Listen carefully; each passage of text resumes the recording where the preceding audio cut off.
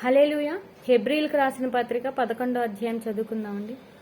విశ్వాసం అనున్నది నిరీక్షింపబడు వాటి యొక్క నిజస్వరూపమును అదృశ్యమైనవి యున్నవనుటకును రుజువై ఉన్నది.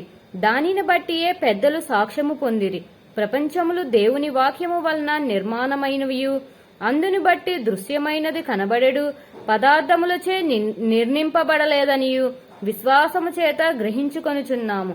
విశ్వాసమును బట్టి హేబేలు కయ్యూని కంటే శ్రేష్టమైన బలి దేవునికి అర్పించెను. దేవుడతే అనే అర్పణలను గూర్చి సాక్ష్యమిచ్చినప్పుడు అతడు ఆ విశ్వాసమును బట్టి నీతిమంతుడని సాక్ష్యము పొందెను. అతడు మృతి నొందియు ఆ విశ్వాసము ద్వారా మాటలాడుచున్నాడు. విశ్వాసమును బట్టి హానోకు మరణము చూడకుండునట్లు కొనిపోబడెను. అతడు కొనిపోబడక మునుపు దేవునికి ఇష్టుడై ఉండెనని సాక్ష్యము పొందెను. కాగా దేవుడతన్ని కొనిపోయెను కనుక అతడు కనబడలేదు. విశ్వాసము లేకుండా దేవునికి ఇష్టుడై ఉండుట అసాధ్యము. దేవుని యొద్దకు వచ్చువాడు ఆయన ఉన్నాడనియు తన్ను వెదుకువారికి ఫలము దయచేయువాడనియు నమ్మవలెను కదా. విశ్వాసమును బట్టి నోవాహు అది వరకు చూడని సంగతులను గూర్చి దేవుని చేత హెచ్చరింపబడి భయభక్తులు గలవాడై తన ఇంటి వారి రక్షణ కొరకు ఒక ఓడను సిద్ధము చేసుకొనెను. అందువలన అతడు లోకము మీద నేరస్థాపన చేసి విశ్వాసమును బట్టి కలుగు నీతికి వారసుడాయెను. అబ్రహాము పిలువబడినప్పుడు విశ్వాసమును బట్టి ఆ పిలుపునకు లోబడి తాను స్వాస్థ్యముగా పొందనయ్యున్న ప్రదేశమునకు బయలు వెళ్ళెను. మరియు ఎక్కడికి వెళ్ళవలెనో అది ఎరుగక బయలు వెళ్ళెను. విశ్వాసమును బట్టి అతడును అతనితో ఆ వాగ్దానమునకు సమాన వారసులైన ఇస్సాకు యాకోబులు అనువారు గుడారములలో నివసించుచు అన్యుల దేశములో ఉన్నట్టుగా వాగ్దత్త దేశంలో పరవాసులైరి. ఏలయనగా దేవుడు దేనికి శిల్పియు నిర్మాణకుడునై ఉన్నాడో పునాదులు గల ఆ పట్టణము కొరకు అబ్రహాము ఎదురుచూచుచుండెను. విశ్వాసమును బట్టి శారాయు వాగ్దానము చేసిన వాడు నమ్మదగిన వాడని ఎంచుకొనెను కనుక తాను వయస్సు గతించినదైనను గర్భం ధరించుటకు శక్తి పొందెను. అందుచేత మృతతుల్యుడైన ఆ యొకని నుండి సంఖ్యకు ఆకాశ నక్షత్రముల వలెను సముద్ర తీరమందలి లెక్కింప శక్యము కాని ఇసుక వలెను సంతానము కలిగెను. వీరందరూ ఆ వాగ్దానముల ఫలము అనుభవింపకపోయినను దూరము నుండి చూచి వందనము చేసి తాము భూమి మీద పరదేశులము యాత్రికులమై ఉన్నామని ఒప్పుకొని విశ్వాసము గలవారై మృతి నొందిరి. ఇలాగు చెప్పువారు తమ స్వదేశమును వెదుకుచున్నామని విశదపరుచున్నారు కాదా.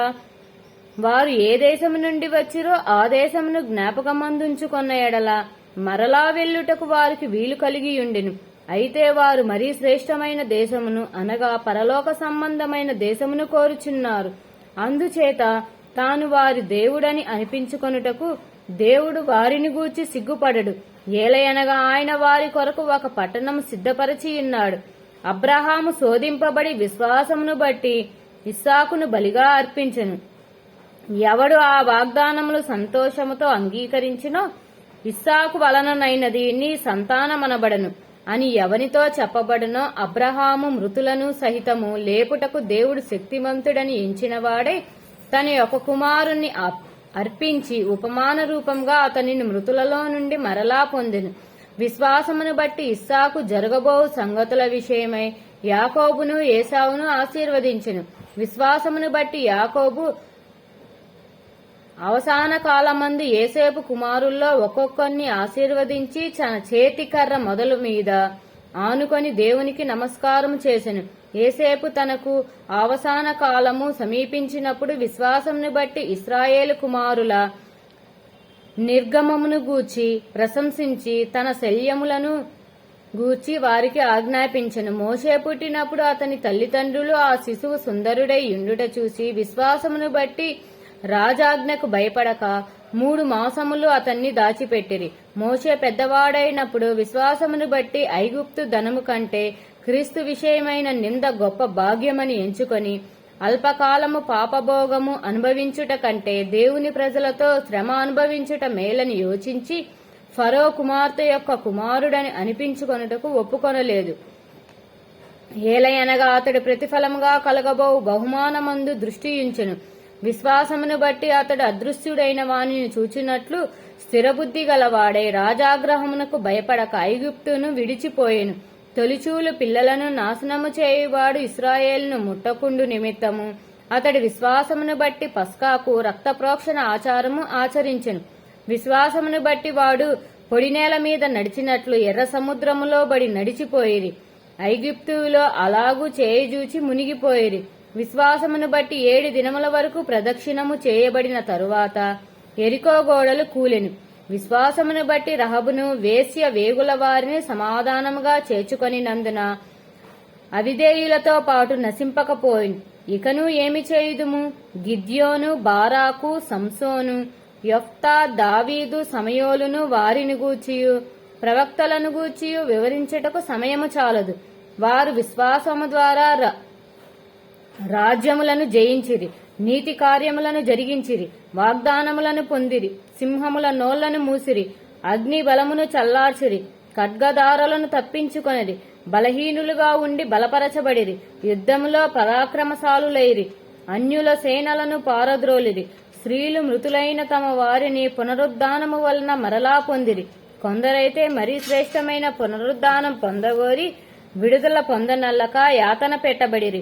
మరికొందరు తిరస్కారములను, కొరడా దెబ్బలను, మరీ బంధకములను, ఖైదును అనుభవించిరి. రాళ్లతో కొట్టబడిరి, రంపములతో కోయబడిరి, శోధింపబడిరి, ఖడ్గముతో చంపబడిరి. గొర్రె చర్మములను, మేక చర్మములను వేసుకుని దరిద్రులయుండి శ్రమపడి హింస పొందుచు అడవులలోనూ, కొండల మీదను, గృహలలోనూ, సొరంగములలోనూ తిరుగులాడుచూ సంచరించిరి. అట్టివారికి ఈ లోకము యోగ్యమైనది కాదు. వీరందరూ తమ విశ్వాసము ద్వారా సాక్ష్యము పొందిన వారైనను మనము లేకుండా సంపూర్ణులు కాకుండు నిమిత్తము దేవుడు మన కొరకు మరీ శ్రేష్టమైన దానిని ముందుగా సిద్ధపరచెను కనుక వీరు వాగ్దాన ఫలము అనుభవింపలేదు.